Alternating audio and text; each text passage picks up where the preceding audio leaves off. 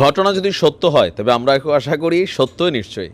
তাহলে রাতারাতি ডক্টর মোহাম্মদ ইউনূস এই কয়েক মাস যাবৎ নিজের যেই বিভিন্ন সেক্টরগুলোতে অদক্ষ উপদেষ্টাদের কারণে যে সমালোচনার মুখে পড়েছেন, এগুলো সব কেটে যাবে।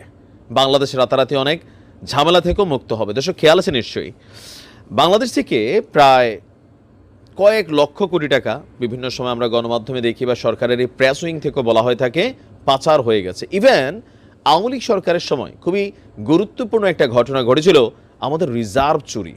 এই রিজার্ভ চুরির তদন্ত প্রতিবেদন এখনও আলোর মুখ দেখে নাই, তবে আমরা আশা করি এই সরকারের আমলে রিজার্ভ চুরির তদন্ত প্রতিবেদন আলোর মুখ দেখবে।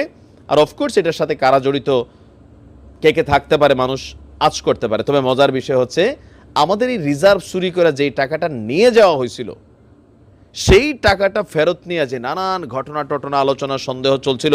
আবার কেউ কেউ বলছিল আওয়ামী লীগ সরকারের সময় যে রিজার্ভের টাকা চুরির টাকাটা ফিরত এলে এটাও মাইরা দিবে, এরকম কিন্তু একটা শঙ্কা ছিল।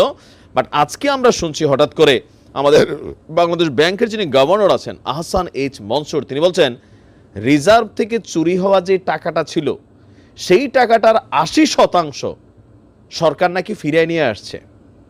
মাশাআল্লাহ, কবে নিয়ে আসলো এটা আমরা জানি না। তবে তিনি বলছেন যে গতকালকে রাজধানীর একটি হোটেলে ব্র্যান্ডিং বাংলাদেশ শীর্ষক অনুষ্ঠানে এই কথা বলছেন। তিনি বলছেন সাইবার হ্যাকিংয়ের মাধ্যমে বাংলাদেশ ব্যাংক থেকে চুরি হওয়া যে রিজার্ভের টাকাটা চলে গিয়েছিল, সেটার ৮০% ফিরিয়ে এনেছে সরকার এবং বাকিটা আদায়ে মামলা চলছে। মামলা জিতে বাকি অর্থ ফেরানো সম্ভব। তিনি বলছেন যে আপনার চট্টগ্রামের একটি প্রতিষ্ঠানে বিদেশে পাচার করছে প্রায় $20 বিলিয়ন। পাচারকৃত যেসব অর্থ আছে, তো এদেশ থেকে গত 15 বছরে সর্বোচ্চ পরিমাণ টাকা পাচার